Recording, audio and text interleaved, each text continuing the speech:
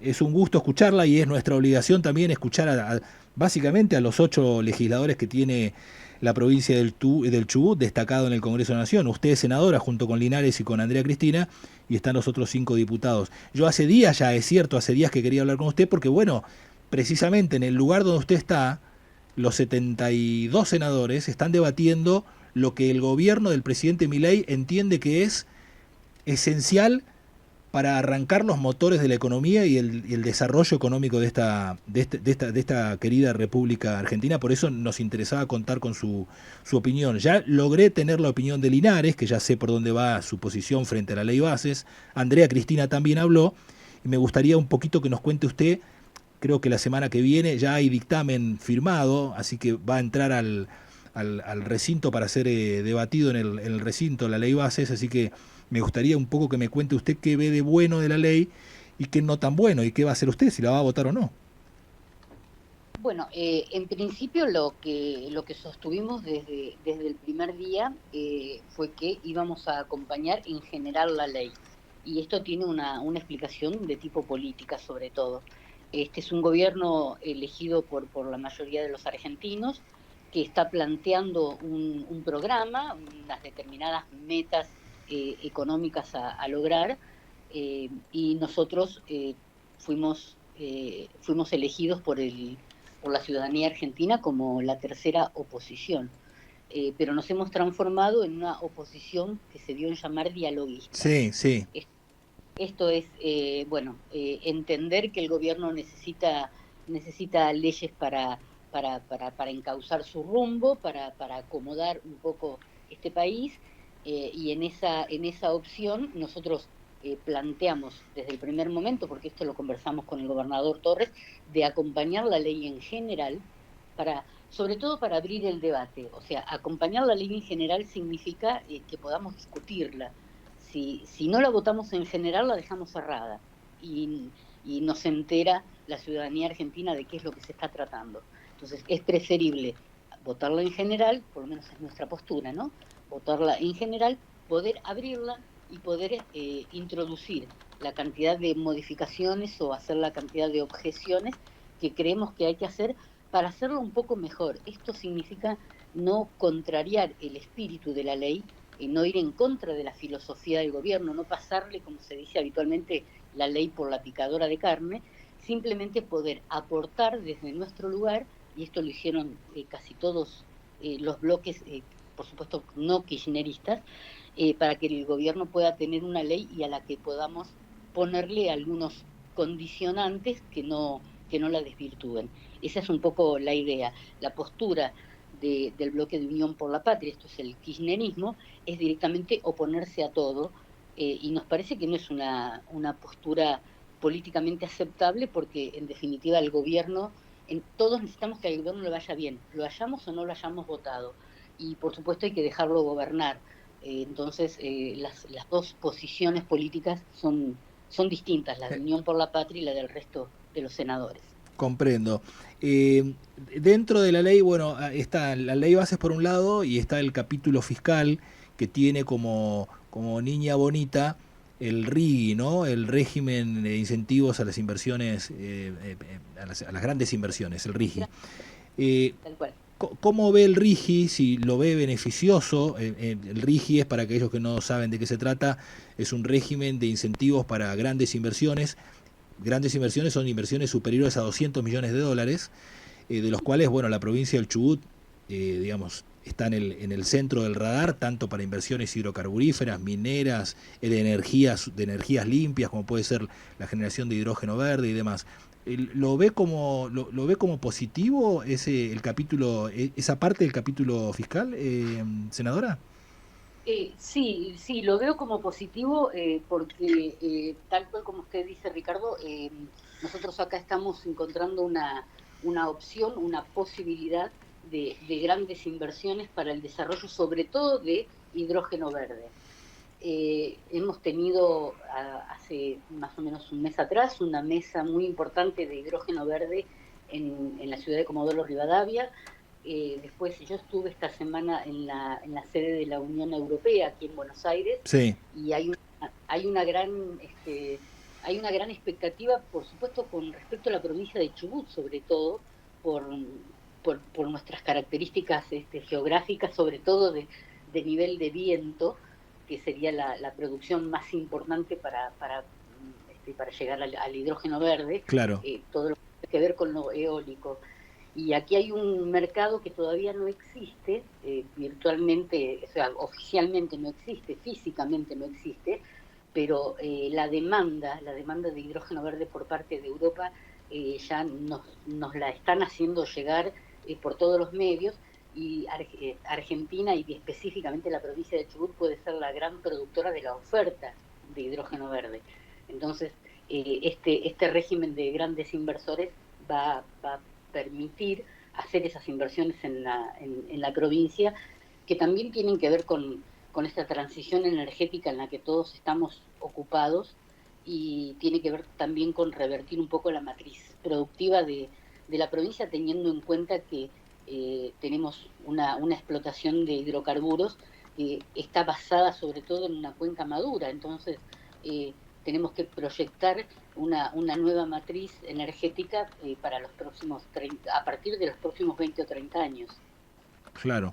Dígame una cosa, en principio entonces advierto que ese capítulo, el capítulo fiscal y especialmente el RIGI, lo ve como positivo. El resto de la ley, ¿qué le encuentra de positivo? Y por ejemplo, el tema de elevar el piso de ganancias para la cuarta categoría, imponerlo de vuelta, pero elevar el piso de ganancias para la cuarta categoría para no afectar a los trabajadores de más altos ingresos de la provincia. Es un tema que también se va a tener que debatir. ¿Cómo lo ve eso usted, Edith? Ricardo, ese tema en realidad fue el gran tema de todos los legisladores patagónicos.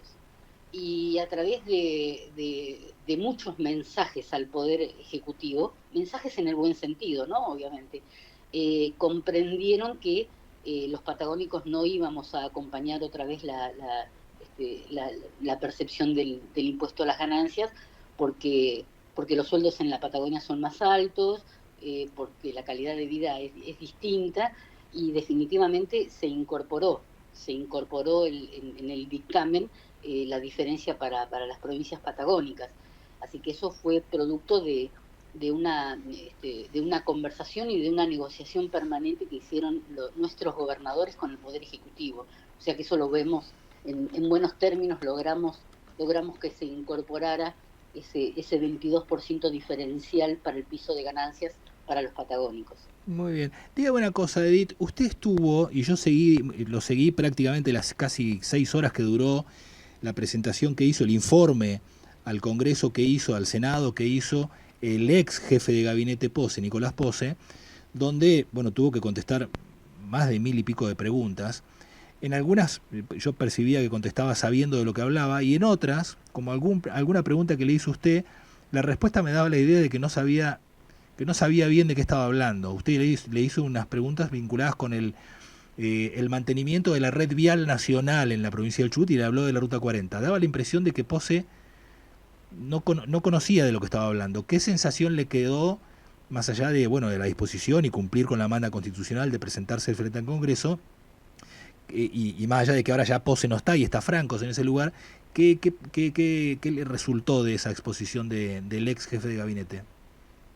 En realidad el mecanismo de la presencia del jefe de gabinete en el recinto del Senado tiene una previa, es decir, nosotros contamos con un tiempo determinado para elaborar preguntas. En este caso fueron más de 1000 preguntas que hicieron todos los senadores. Nosotros recibimos las respuestas por escrito a esas preguntas, y después en el recinto el jefe de gabinete hace como una exposición amplia, y nos da la posibilidad de repreguntar si no nos sentimos satisfechos con las respuestas que nos dio por escrito. Por eso el tema de la repregunta. A mí me preocupaba particularmente el tema de vialidad nacional y lo que tiene que ver con el mantenimiento de las rutas, justamente porque también comenzaba la campaña de invierno, y yo había estado en Vialidad Nacional en la sede de Trelew, y tenían todo ese operativo atrasado, y nos decían que por ahí, por el cambio de autoridades, que no lo tenían previsto y lo iban como solucionando de a poco. Y el jefe de gabinete en realidad cuando respondió a las preguntas de las rutas nacionales, que lo hizo con casi todas las provincias argentinas, porque muchos senadores preguntaron por las rutas nacionales, dijo que estaban todas en revisión. O sea que en la medida de la conveniencia, dijo, y de la factibilidad, las iban a continuar, pero no nos dio ninguna respuesta cierta. Y también en algún momento dijo que el gobierno nacional no podía arreglar rutas que hacía 20 años que estaban destruidas, lo cual es parcialmente cierto también, pero no nos dio ninguna respuesta y eso va a ser una conversación que tendrá que encarar el gobernador de la provincia para incorporar la refacción de rutas troncales, como por supuesto lo es la Ruta 40 en la provincia, que está destruida hace tanto tiempo, con la gente de Vialidad Nacional. Otro tema que tiene que encarar, no es ámbito de su incumbencia como senadora nacional, pero yo no sé si este tema que le voy a plantear, estos dos temas que le voy a plantear, lo ha charlado con Torres, con el gobernador, porque es un ámbito de la incumbencia del gobernador, no de un senador, pero está relacionado con la discusión sobre los subsidios al transporte. La Nación ha sido muy clara en ese sentido, es decir, se acaban los giros discrecionales de Nación a provincias, y el transporte público de pasajeros en las provincias es asunto de las provincias, por motivo del cual da la intención la idea de que el gobierno nacional se retira en materia de aportes al subsidio del transporte, lo cual es muy sensible para los pasajeros de la provincia que están diseminados a lo largo de toda la geografía de Chubut. Y el otro tema, bueno, la implementación de sostener el subsidio al consumo de energía gasífera, por lo menos en un 50% para las zonas frías del país. ¿Sabes qué avance hay de negociación, de conversaciones entre el gobernador Torres y el Ministerio de la Secretaría de Energía? Yo creo que parte de las conversaciones que se están teniendo a nivel nacional es justamente empezar a priorizar algunas cuestiones. El gobierno provincial se hizo cargo, por ejemplo, cuando se quitó el subsidio de los docentes, el Sí. famoso FONIT, y el gobernador Torres dijo que se iba a hacer cargo. Una vez ordenadas las cuentas de la provincia, finalmente pudo hacerlo. Y esto también hay que decirlo, la provincia del Chubut ha logrado en estos pocos meses de gobierno de Torres tener superávit primario, que hacía mucho tiempo que no sucedía. Tenemos una deuda por ahí importante, claro que sí, pero por lo menos con la cotidianeidad de los gastos pudo hacer frente al FONIT. Parte del transporte supongo que también va a correr con el mismo destino y será esta una discusión permanente o una negociación permanente con el gobierno nacional, me la imagino de esa forma, Ricardo, Comprendo. donde cada provincia pueda plantear su propia realidad, porque acá lo que hay también es una visión muy centralista de todo el país, donde los grandes centros urbanos, el centro del país, tiene muchas otras opciones, y en regiones como la nuestra hay cuestiones que son fundamentales y donde el Estado, yo insisto que el Estado no puede desentenderse de todo, sobre todo lo que son servicios públicos esenciales. El transporte es uno de ellos. Bueno, lo planteé también con respecto al Correo Argentino, lo planteé con respecto a las radios nacionales, lo planteé con respecto también a Aerolíneas Argentinas por otros motivos también, ¿no? Pero me parece que no puede el Estado nacional desentenderse absolutamente de todo de la noche a la mañana. Por ahí sería necesaria incluso hasta una transición económica para el sostenimiento de estos servicios. Esa es por lo menos mi visión particular. Comprendo. Lo que pasa es que da la idea que esa visión suya choca con la visión del presidente, que es una posición mucho más radical, no radical como usted políticamente hablando, No, sino radicalizada claro. ideológicamente hablando, cree que el Estado, no sé si es el enemigo a vencer, pero por lo menos más allá de sus funciones esenciales como son la defensa y la justicia y no sé, la diplomacia y la seguridad, la educación y la salud, el resto sobra. Y déjeme, para ir cerrando esta charla, y le agradezco de su tiempo, preguntarle por dos temas que tienen que ver con esto del Estado presente, ineficiente y que genera déficit, que genera los desbarajustes de la macroeconomía. Y se discute mucho cuánto tiene que ganar un senador o no. Para mí me parece que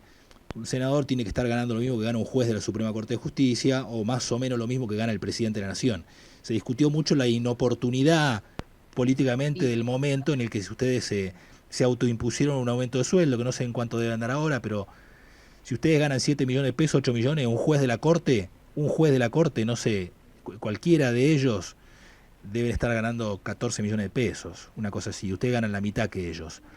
Pero sí tienen algo en lo que pueden aportar mayor transparencia. Usted fue taquígrafa de la legislatura de la provincia, que ha sido un lugar sumamente opaco. Tiene que ver con la cantidad de asesores y el gasto del Senado de la Nación. ¿Tiene alguna reflexión al respecto, Edith? La eximo de hablar del aumento de sueldo de los senadores, que puede haber caído mal, pero es lógico que tengan que ganar un sueldo que les permita viajar, mantener una casa en Buenos Aires, volver y vivir dignamente. Ahora, todo el resto del gasto operativo del Senado, ¿no es una exageración?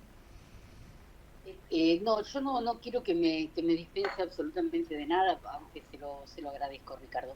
Yo no cobro 7 millones de pesos, yo hace 2 días cobré 4 millones de pesos, que fue el aumento que nos votamos a principios del mes pasado. Yo lo hice convencida porque ganaba 1.800.000 pesos por mes. Y usted lo dijo claramente, yo tengo una jubilación de la provincia del Chubut como empleada con la caja, con ceros, y es la primera vez en 2 años y medio que cobro más que lo que me correspondería cobrar como jubilada. Es la primera vez en 2 años y medio que cobro un poco más, no mucho más apenas, que un diputado provincial. Yo no sé si tenemos que ganar 14 millones de pesos por mes, me parece una exageración. Bueno, es lo que Lo gana que un sí juez de la Corte, ¿eh? Es es más, lo que gana un poco más todavía. pensemos en un poco más abajo, el director de la FIP, un director de banco, un auditor de la AGN. Yo creo que habría que hacer en forma definitiva, de hecho hay proyectos en el Senado en ese sentido, de buscar una equiparación, por ahí no con un juez de la Corte, con un juez de primera instancia para los senadores, que eso todavía está pendiente.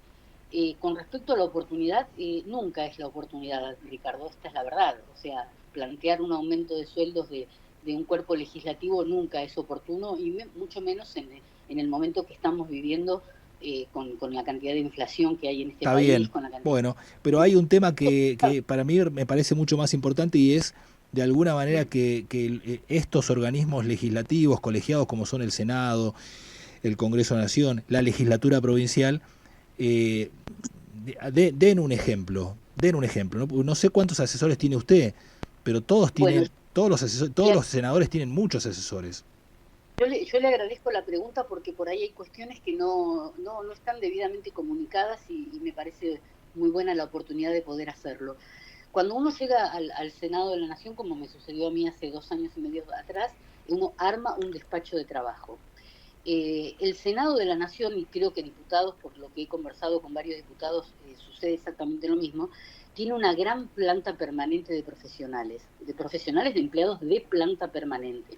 Entonces uno tiene la opción de elegir ese tipo de asesores. ¿Y por qué sucede esto? Porque cada vez que un senador se va, todo el despacho de ese senador, todos los asesores de ese senador, quedan en una especie de matrix, por decirlo de alguna forma, Se quedan a y unos vivir ahí meses, adentro, sí. y unos meses antes de que se termine el mandato de ese senador, empiezan a ofrecer sus servicios a los senadores que se incorporan a la Cámara. En este recorrido, yo un mes antes de asumir, en el mes de noviembre, tuve la oportunidad de encontrarme con una serie de profesionales que pertenecen a la planta permanente del Senado, que se ponen a disposición y eso tiene que ver, la elección de esos profesionales tiene que ver con las comisiones en las que uno pretende trabajar. Yo lo digo con absoluta humildad porque de hecho también es así. Yo soy politóloga, me especialicé en derecho electoral, entonces parte de la pizza yo la desconozco, o sea, necesito ayuda. Yo conozco algunas porciones de la realidad a las que me he dedicado, pero en el Senado se tratan muchísimos temas y esos son los asesores que uno elige para que acompañen este proceso.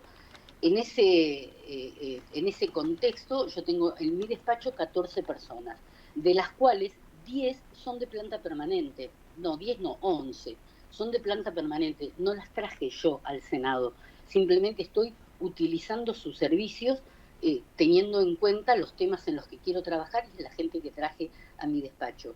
Después tenemos una opción de tener personal de planta transitoria, que sería la planta política. Y yo en planta transitoria tengo, o planta política, tengo 3 personas. Mi secretario privado, mi jefa de prensa y un administrativo. Esa es la gente a la que habitualmente, no, yo en principio les dije, yo voy a estar 6 años, yo voy con ustedes, pero ustedes se vuelven conmigo. El resto del personal que tengo es ya planta permanente del Senado.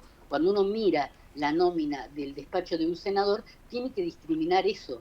¿Cuántos son incorporaciones al Senado, nuevos sueldos al Senado, y cuáles son aquellos que ya vienen trabajando en planta permanente? Yo tengo un equipo de gente muy joven, muy profesional, que vienen de despachos anteriores. Incluso tengo la gran parte de mi despacho, que tiene mucha experiencia legislativa, estuvo trabajando durante 2 periodos con el senador Marino de La Pampa, y es gente que viene a lo mejor hace 15 o 20 años trabajando en el Senado.